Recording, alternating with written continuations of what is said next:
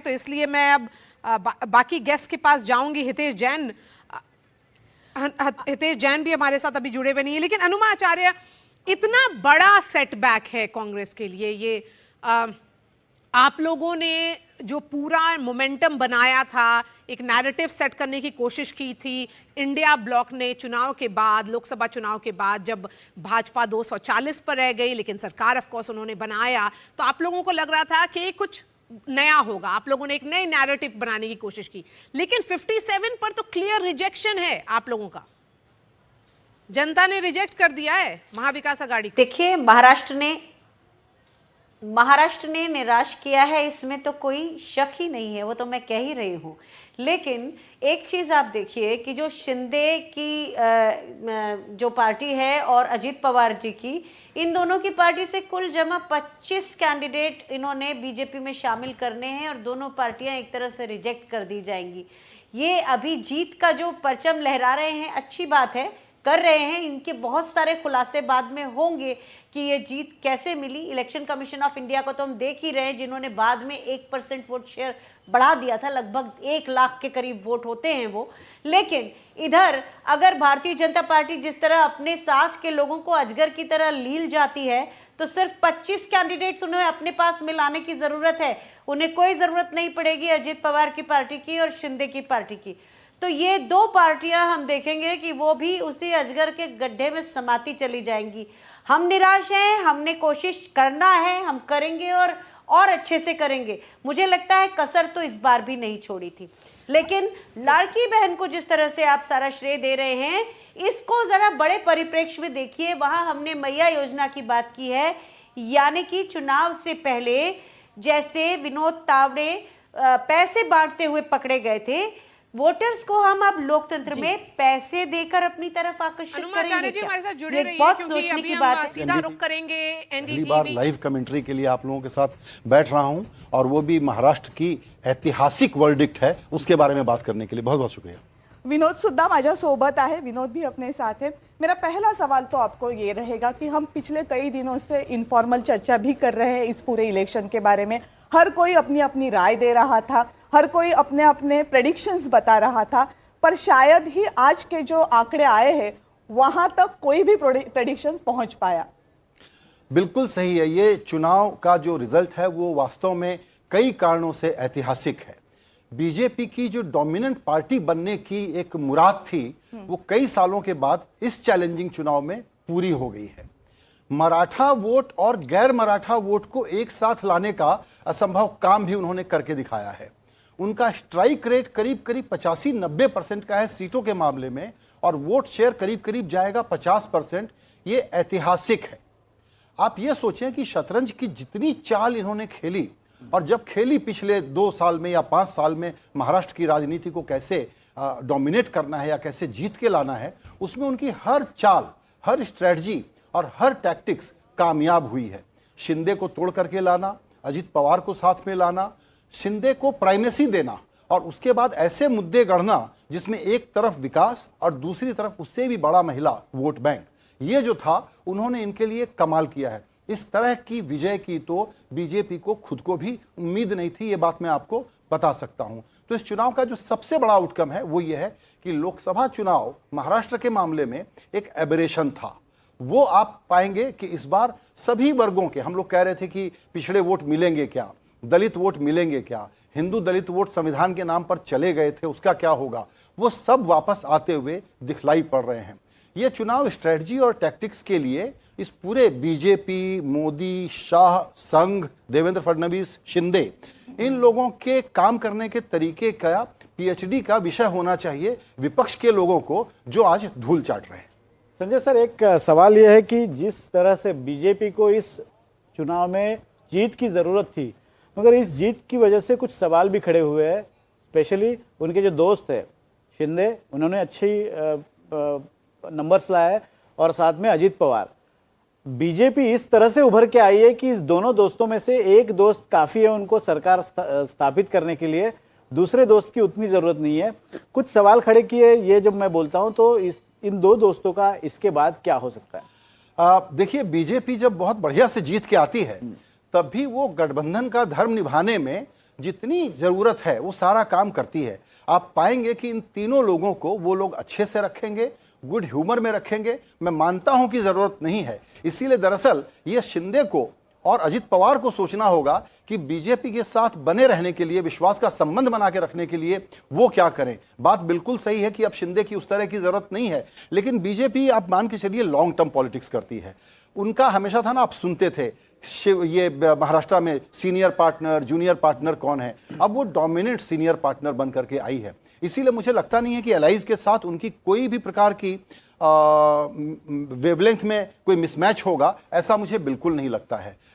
ये बहुत अच्छा फॉर्मूला निकालेंगे, अच्छे से पावर शेयर करेंगे, उसमें मुझे कोई दिक्कत नजर नहीं आती है। ये जरूर है कि घटनाएं होती हैं, इससे हम संकेत पढ़ते हैं, उससे संकेत पढ़ते हैं कौन मुख्यमंत्री बनेगा, लेकिन ये इतनी बड़ी विजय है कि उसमें ये सारे सवाल गौण हैं।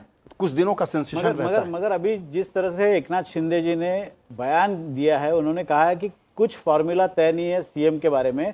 एक तरह से बड़ा बयान उनका माना जा रहा है, बीजेपी को एक तरह से चैलेंज दिया जा रहा है।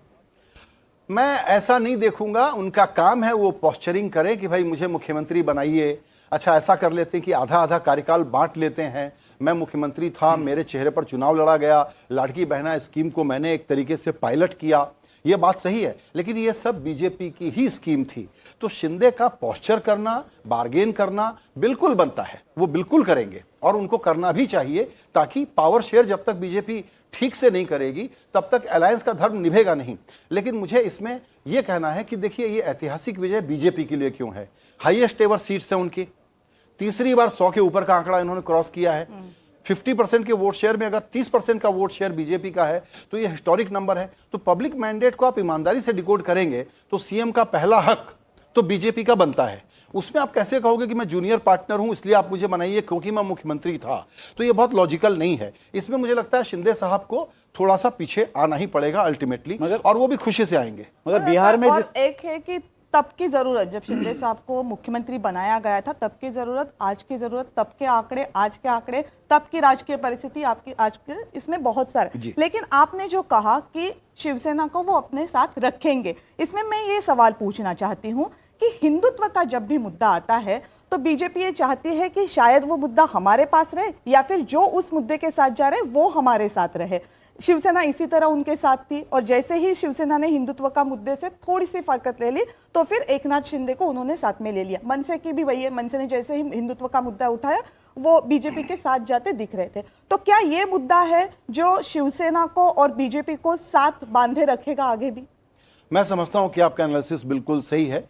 ये लोग बिल्कुल साथ बने रहेंगे और उनको मालूम है कि बड़ी अपॉर्चुनिटी है और आगे सीमेंट करने के लिए उनके पास एक जगह और मिल गई है। क्योंकि इसके बाद क्या होता है, महाराष्ट्र एक ऐसा राज्य है जहां महानगर पालिकाएं बड़ी होती हैं, लोकल चुनाव भी बड़े होते हैं, तो सबका अपना अपना स्ट्रेंथ एरिया है, सबको अपने रीजनल कंसोलिडेशन करने पड़ेंगे। तो पावर में बने रहें और ये मोमेंटम मेंटेन कर पाएं, इसके लिए इन एलाइज में मुझे कोई बहुत दिक्कत नहीं आती है। एक ही बड़ी इंटरेस्टिंग बात है इसमें ऑन अ लाइटर वेन कि महाराष्ट्र की राजनीति अभी कैसे भी आप शेप कर लीजिए, पवार तो उसमें रहेगा ही।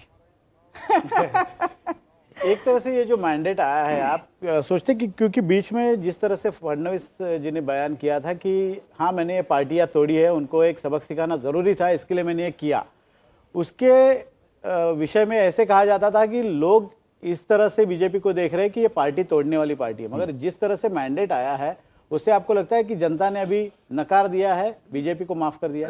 बिल्कुल। पॉलिटिक्स में देखिए ये तोड़ना फोड़ना क्या होता है, it is art of possible and you do everything to gain power, that is why you are in politics. तो मुझे लगता है कि पब्लिक ने बिल्कुल, हम जो कहते थे ना कि तोड़ दिया, सरकार चोरी कर ली, हाईजैक कर लिया, इन सब बातों को नहीं माना गया। और सबसे बुरी बात क्या है, मैं इसके कुछ जो दूसरे पक्ष हैं उसको देखिए, हमने बीजेपी पर चर्चा की और अभी किस प्रकार का अलायंस बनेगा, मुख्यमंत्री कौन बनेगा इसकी चर्चा की, लेकिन इस चुनाव का जो दूसरा सबसे बड़ा सबक है वो है कांग्रेस पार्टी के लिए। चुनाव कैसे हारें ये आप राहुल गांधी से सीखिए। उनकी कमेंट्री आपको क्या याद है, आप बताएं, आपको क्या याद है कि उन्होंने यहां की जनता से क्या वादा किया, ये आप सोच करके देखिए। एक मुद्दा जो कि सोशल मीडिया पर ट्रोल का मुद्दा था, तो जब लीडर ऑफ अपोजिशन अपने को ट्रोल बना ले, सिंगल मुद्दा पार्टी बना ले, पूरा मीडिया में उसकी सेंसेशन के कारण डोमिनेट करना चाहे और सोचे कि महाराष्ट्र में वो अच्छा कर लेगा, इससे बड़ा सबक नहीं हो सकता जो महाराष्ट्र ने सिखाया है, और वो ये है कि विदर्भ जो उनका गढ़ होता था, जहां संघ का मुख्यालय है, संघ कभी भी और बीजेपी कभी भी विदर्भ में ये डोमिनेंस नहीं बना पाई थी जो आज उन्होंने बना लिया है। तो कांग्रेस को हारने की कला इतने शानदार तरीके से आती है, ये इसका दूसरा उदाहरण है। वो झारखंड में भी कोई बहुत अच्छा नहीं कर रहे हैं, इसीलिए कांग्रेस पार्टी को यह सोचना पड़ेगा कि इस प्रकार का लैकलस्टर, स्टैमर करने वाला, हकलाने वाला नेतृत्व लेकर के वो कौन सी पॉलिटिक्स कर रहे हैं, उनकी स्ट्रेटजी क्या थी, उनकी टैक्टिक्स क्या थी, और चुनाव में जितना एफर्ट उन्होंने महाराष्ट्र में लगाया, क्या उतना या उससे ज्यादा उन्होंने वायनाड में नहीं लगाया? वायनाड जीता हुआ चुनाव था, पूरा का पूरा कैडर अपने नेता को चेहरा दिखाने के लिए वहां पर बिजी था।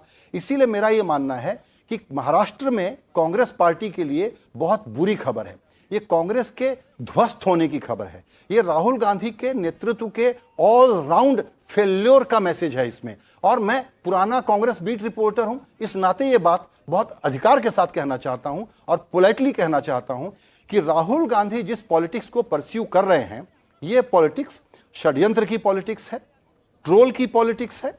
इस पॉलिटिक्स का इलेक्टोरल कन्वर्जन नहीं है।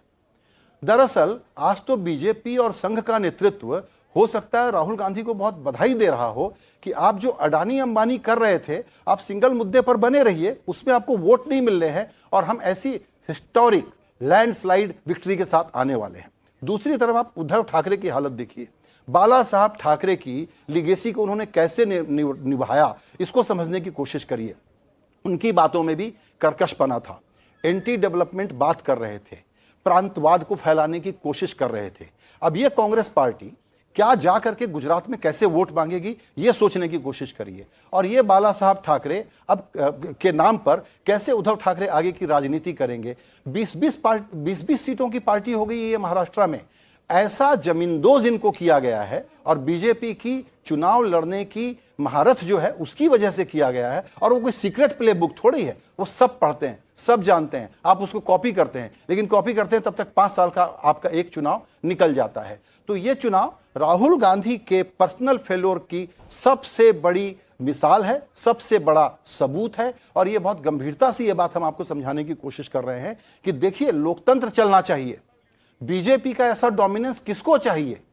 कोई पब्लिक नहीं चाहती है कि ऐसा डोमिनेंस हो, लेकिन अगर अपोजिशन ऐसी एंटी डेवलपमेंट, ऐसा एंटी नेशनल, ऐसा anti business and no pro people क्या कर रहे हैं, उन्होंने 3,000 रुपए दिए, मैं 5,000 रुपए दे दूंगा, ये कोई पॉलिटिक्स होती है क्या? इसीलिए मेरा कहना है कि कांग्रेस पार्टी अभी भी, अगर आप लोगों को ये लग रहा है मेरी बातों से कि भ्रम हो रहा हो कि कांग्रेस पार्टी जागेगी इस झटके के बाद भी, तो इसको भूल जाइए, क्योंकि जब तक राहुल गांधी का नेतृत्व है कांग्रेस धराशायी होते रहेगी, इसी तरह से टूटते रहेगी। और आखिरी बात, 2029 अगर ये इस ट्रोल पॉलिटिक्स से लड़ना चाहते हैं तो भूल जाएं।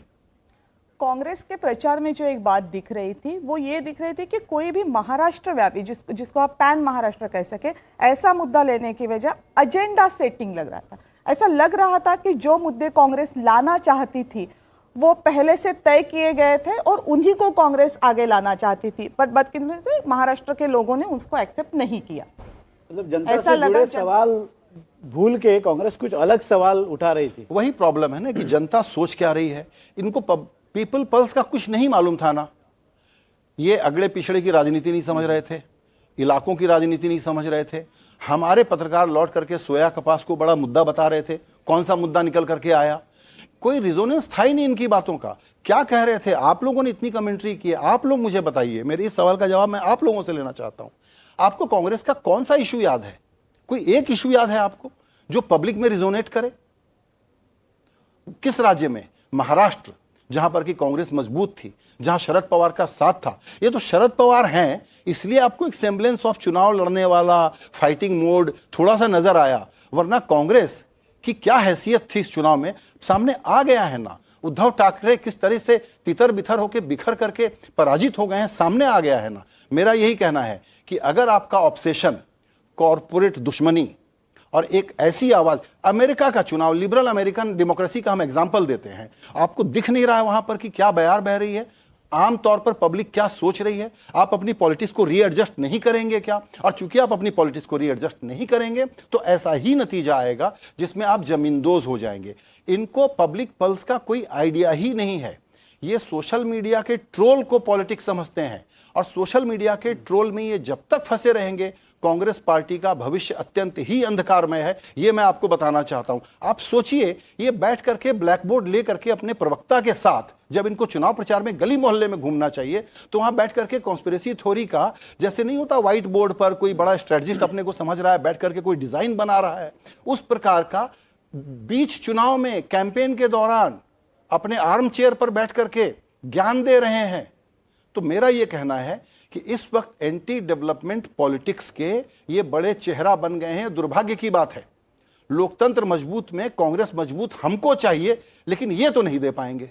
इसीलिए इनका पब्लिक में कोई रेजोनेंस नहीं दिख रहा है। महाराष्ट्र में, महाराष्ट्र कौन है? सबसे बड़ा सोशल रिफॉर्म वाला राज्य। महाराष्ट्र कौन है? सामाजिक रूप से सबसे जागा हुआ राज्य। महाराष्ट्र कौन सा राज्य है जहां इतनी जातियां, धर्म, सबके बावजूद ये एक ऐसा मैंडेट ला करके आपको देते हैं? आपकी कौन सी थ्योरी सही निकली, आप ये बताइए ना। क्या फ्यूचर देखते हैं तीन पार्टियों का जो बुरी तरह से हार रही है?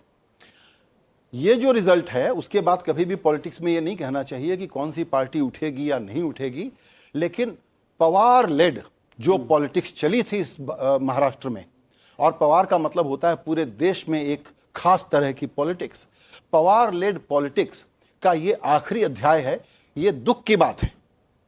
पवार साहब की पॉलिटिक्स को जिंदा रहना चाहिए और सक्सेसफुल होना चाहिए, ये दुख की बात है। और उसको फ्लॉप किसने किया है? ये दो कमजोर खिलाड़ियों ने, जो लोग कॉरपोरेट दुश्मनियों के कारण और छोटे मोटे जिसको कहते हैं ना गुदगुदाने वाले अचीवमेंट के कारण एक ऐसी पॉलिटिक्स को परस्यू कर रहे थे जिसका जनता ने करारा जवाब दे दिया है।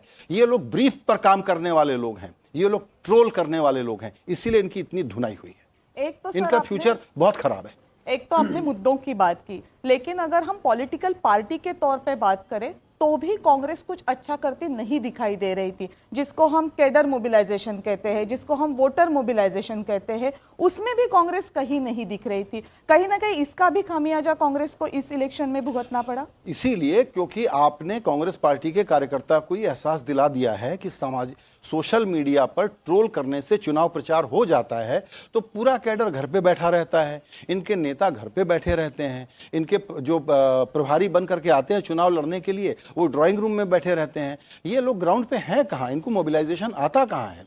इनका वोट है, उनको ये बूथ तक ला नहीं सकते। ये आप पिछले 10 साल की हिस्ट्री नहीं है, उससे ज्यादा की हिस्ट्री है। पब्लिक मूड थोड़ी ही कोई बीजेपी के पास 60% है, 40% ही है ना नेशनल लेवल पे, 60% दूसरे साइड में है ना। फिर ये अपोजिशन वोट मोबिलाइज क्यों नहीं कर पाता? इसलिए नहीं कर पाता क्योंकि कांग्रेस पार्टी को ये गेम खेलना आता ही नहीं है। कांग्रेस पार्टी का जिस प्रकार का नेतृत्व है वो कहता है कि हम तो पावर लेने के लिए चुनाव ही नहीं लड़ रहे हैं, तो घर बैठो यार, घर बैठा दिया पब्लिक ने। राहुल गांधी के नेतृत्व पे जो प्रश्न चिन्ह लगाया जा रहा है, लोकसभा के दौरान थोड़ा सा कम होता दिख रहा है, पर लोकसभा के बाद जो जो चुनाव हो रहे हैं उसमें वो प्रश्न चिन्ह और गहरा होता जा रहा है। महाराष्ट्र के चुनाव में उसमें एक और मोहर लगा दिए। बहुत अच्छा सवाल है। भारत की जनता अपनी पॉलिटिक्स को शेप करती है, उसमें एक बड़ा नेतृत्व होता है, वो उसको क्राफ्ट करके एक फ्रेमवर्क देता है कि मैं आपको विकास की राजनीति दूंगा, मैं आपको ऐसी राजनीति दूंगा, वैसी राजनीति दूंगा, जो भी है। इनके पास पब्लिक मूड को पढ़ने का कोई तरीका या पैमाना ही नहीं है। इसी कारण इनकी ये परिस्थिति हुई है कि लोकसभा में जो अपॉर्चुनिटी क्रिएट हुई थी इसको इन्होंने गंवा दिया। हरियाणा में जीता हुआ राज्य था, तो अगर आप हरियाणा में नहीं जीत सकते, आप राजस्थान जैसे राज्य में, मध्य प्रदेश में जहां लगातार 3 बार बीजेपी लौट के आई है, वहां आप अपनी नई शुरुआत नहीं कर सकते, तो बड़ी प्रॉब्लम है। अब ये क्या करेंगे मैं बताता हूं। मुझे नहीं मालूम कि इनको चिंतन मनन शिविर इस बार कहां लगाना चाहिए, बारामती में लगाना चाहिए या बैंकॉक में लगाना चाहिए। लेकिन ये सोचने की बात है कि आप अपने कैडर को ब्लेम करेंगे। आप जानते हैं क्या कहेंगे? अब नेतृत्व को इंसुलेट करने के लिए कांग्रेस पार्टी के नहीं नेता ये कहेंगे कि जी लोकल नेतृत्व पर डिसीजन छोड़ा हुआ था।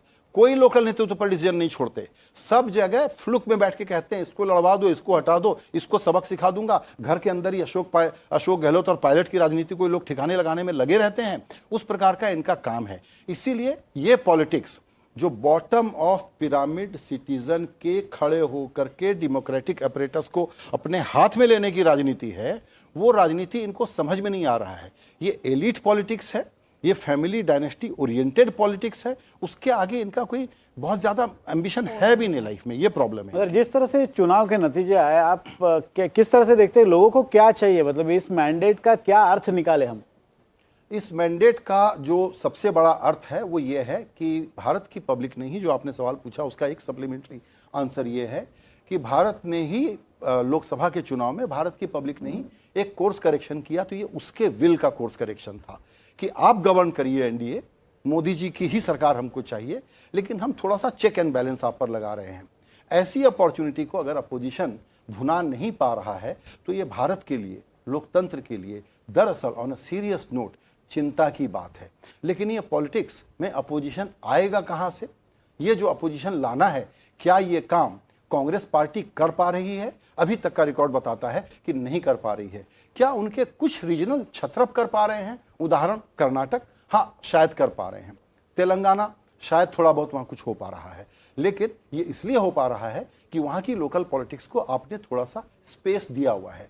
रीजनल पार्टियां बनी रहेंगी, वो कहीं नहीं जा रही हैं। डेमोक्रेसी का बैलेंस बना रहेगा, कहीं नहीं जा रही है। लेकिन अगर इस डेमोक्रेसी को कोई पहला थ्रेट है, जो अपोजिशन का काम बचाने का होता है, वो पहला threat Rahul Gandhi led Congress party से है। ये बहुत बड़ी बात कह दी है सर आपने कि लोकशाही है वो वैसे ही रहेगी, डेमोक्रेसी है वो वैसे ही रहेगी, बैलेंस भी बना रहेगा, बट वो बैलेंस बनाने की जिम्मेदारी जितनी सत्तारूढ़ पार्टी की होती है उतनी ही वो अपोजिशन की भी होती है। Absolutely. तो जितना हमें सत्तारूढ़ पक्ष मजबूत चाहिए उतना ही मजबूत चाहिए अपोजिशन, अगर डेमोक्रेसी हमें जैसे है, जिस स्पिरिट में चाहिए, वो अगर इस देश में रखनी है तो। सर बहुत बहुत शुक्रिया इस पूरे बातचीत के लिए। Thank you. या विशेष चर्चेमध्ये आता